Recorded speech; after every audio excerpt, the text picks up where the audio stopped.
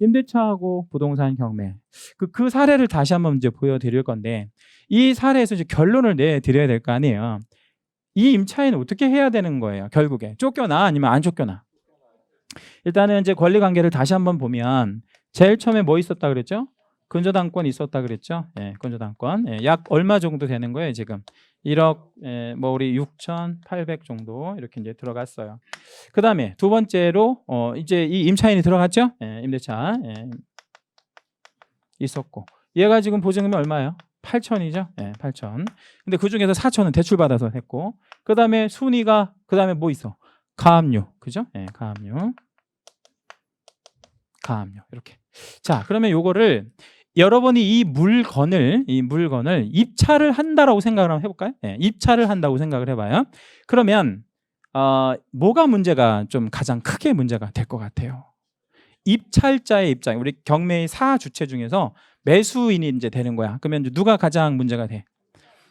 1번 저당권 문제 될 거 있어요? 없어요? 없지. 얘 전액 배당 받을 확률이 아주 높죠. 그렇죠? 예. 그 대신 여기에는 지금 이 사람이 이제 언급하지는 않았지만 얘보다도 빠른 권리가 있을 수 있을까요? 응? 얘보다 빠른 권리. 어떤 게 여기 지금 등기에 되지 않은 것도 있을까요? 아까 말씀드렸는데 소액보증금. 근데 소액보증금은 없어. 왜냐하면 경기도인데 그죠? 언제인지는 모르겠지만 8천이면 소액은 아니라는 거야. 소액은 없어. 예. 그 다음에 세금 중에서 어떤 세? 당해세라고 하는 거 있는데 당해세가 뭐예요? 당해세. 질문 하나 드릴게요. 1번 그 해에 부과된 세를 말한다. 당해 연도에 부과된 세를 말한다. 1번. 2번 그게 아니고 당해 물건에 부과된 세를 말한다. 2번. 몇 번? 예, 2번이에요. 당해 물건에 부과된 세를 당해세라고 얘기합니다.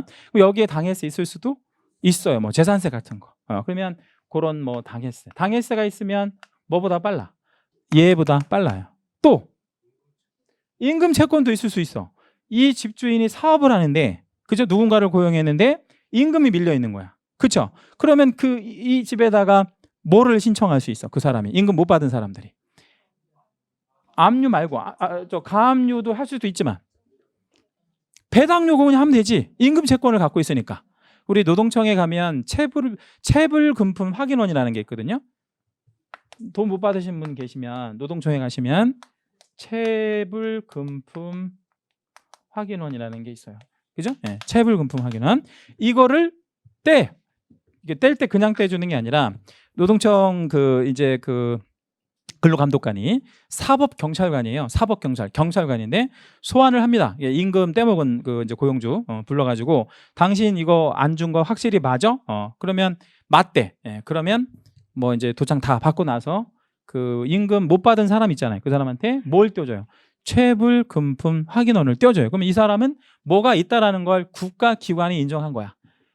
저 채권이. 예, 그렇죠? 예, 마치 판결문을 받은 거랑 비슷한 효력이 있는 거예요. 그렇죠? 이거 가지고 강제 집행은 못 하더라도 그에 준하는 행위들을 할 수가 있어요. 그럼 이것만 가지면 뭐 할 수 있어?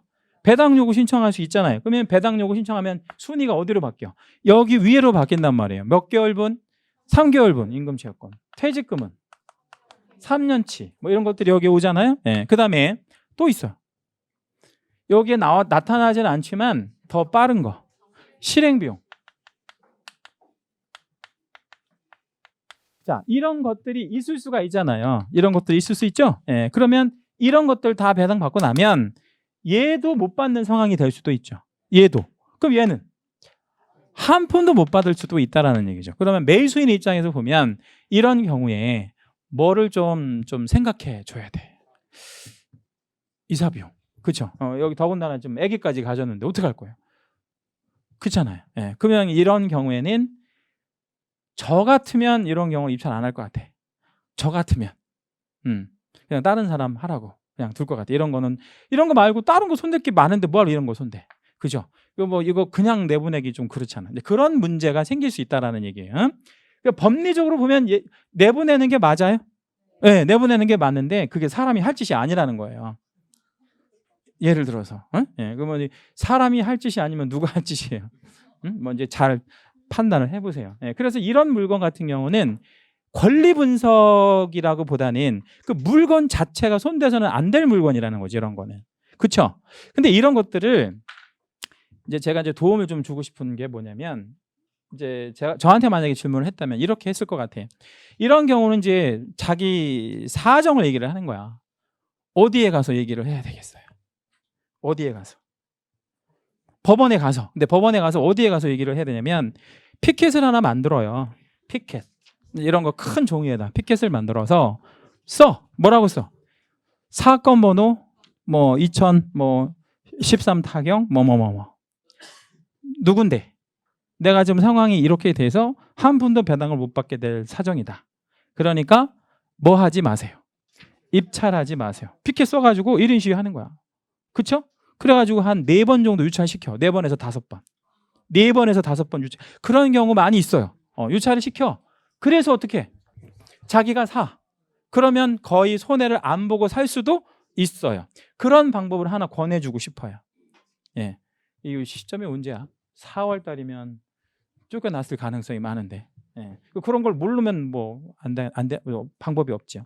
그 다음에 이제 예를 들어서 쫓겨났을 때 그 이후의 경우를 생각을 해보면 일단 여기 배당 받고 얘 배당 받고 그러면 말소기준 권리가 뭐예요? 여기가 말소기준 권리죠. 그럼 얘가 이렇게 지워지면서 동시에 밑에 있는 권리는 전부 다 어떻게 되지? 지워지는 거예요. 그러면 얘가 어떻게 돼? 지워진다는 건 얘는 떠 안아야지 아니면 쫓겨나야 돼. 쫓겨나야 된다. 돈 한 푼도 못 받고 쫓겨난다는 거죠. 그럼 이 사람은 어디로 갈 거냐 이런 문제 이제 생길 수 있는데 두 번째 제가 제안을 좀 제시해드리고 싶은 건 뭐냐면 이게 지금 중개업자가 뭐 했을 가능성이 좀 있어 보여요. 중개업자가 뭐 했을 가능성이 있어 보여. 중개했을 가능성이 좀 있어 보이죠. 대체적으로 우리가 뭐 이렇게 아파트 같은 거 들어갈 때 중개업자 끼고 하잖아요. 예. 그러면 누구 과실이 명백해? 중개업자. 그럼 중개업자를 상대로 뭐 할 수 있어? 손해배상을 청구할 수 있죠. 8천만 원 전액에 대해서. 두 번째 대안이라고 얘기할 수 있겠죠. 그렇죠? 예. 그런 방법도 있을 수 있고요. 아니면 세 번째 방법인데 형사로 걸 수도 있어요. 형사. 누구를 형사로 걸을 수 있을까요? 집주인을. 형사 뭐? 사기죄죠. 그죠? 네, 왜냐면 자 임대차 되자마자 뭐 들어왔다는 거 지금 순서가 바뀔 수도 있는데 지금 대체적으로 가압류까지 있는 집에 들어가진 않았을 것으로 보여지고 확률적으로 보면 임대차 이후에 막바로 뭐가 들어왔다는 거예요. 가압류. 그럼 지금 내가 갚을 돈이 엄청나게 많고 그런데도 불구하고 갚을 수 없는 지금 상황에서 지금 임대차를 한 거나 마찬가지죠. 그러면 이 집주인은 그거를 알았을까요? 몰랐을까요? 알았겠지 본인은. 예, 뭐 제가 이거 뭔지는 잘 모르겠지만 뭐 카드 같은 거 있을 수도 있고 이러니까 그런 사정을 알았다면 무슨 죄가 성립될 수도 있어. 사기죄가 성립될 수 있어요. 그리고 형사로 거는 것도 하나의 방법이 될 수가 있다는 거죠. 형사로 걸면 구속되기 싫으면 어떻게 하겠어요? 돈 갚겠지 뭐. 예, 그런 방법도 한번 생각해 볼 수 있는 것이죠. 예. 그러니까 이제 이런 것들은 이제 잘 알아야 어떤 뭐 조언을 해줄 수가 있는 거니까. 자, 그 다음에 아까 제가 이제 우리 어떤 분이 소액보증금 얘기를 하셨는데 이 소액보증금이 개정이 됐고 내년 이제 1월부터 이제 시행만 남았어요. 이제 처음 들으시는 얘기가 될 텐데 시행령 이제 개정이 좀 됐고요. 지금 여러분 서울특별시 그 소액보증금이 얼마로 알고 계시죠? 얼마? 7,500에 얼마? 2,500. 예, 이게 이제 바뀌어요. 예, 어떻게 바뀌냐면 9,500만 원까지가 소액보증금으로 바뀝니다. 내년부터. 그러면 그중에서 얼마까지를 최우선으로 변제한대? 3,200. 자, 그러면 이제 그 수도권 중 과밀억제권역 같은 경우에는 얼마로 바뀌어? 8,000에 2,700. 자, 아까 사례 다시 보여드릴게요. 이게 어디라고 그랬죠? 지금 제가 경기도라고 그랬잖아요. 그럼 경기도 어딘지는 모르겠지만 대부분 경기도는 수도권 중 과밀억제권역에 들어가요. 몇 개 지역 제외하고. 그러면 얘는 개정법에 의하면 뭐라는 얘기야? 소액이라는 얘기예요. 근데 이 개정법의 시행 자체가 내년 1월부터 시행이 된다고 말씀드렸죠. 그럼 얘는 소액이에요, 아니에요? 아니라는 거야. 그러면 한 푼도 배당을 못 받는 거지. 그렇죠? 예. 그럼 이게 개정법을 시행하느냐 마느냐에 대한 차이점은 어떤 그 기준점은 뭐냐면 얘를 기준합니다. 그 해당하는 물건에 가장 빨리 설정되어 있는 뭐 담보물건, 뭐 이제 뭐 가등기 담보권도 있을 수 있으니까 그런 거를 기준해서 얘를 기준해서 소액 여부를 결정하는 거가 되는 거죠.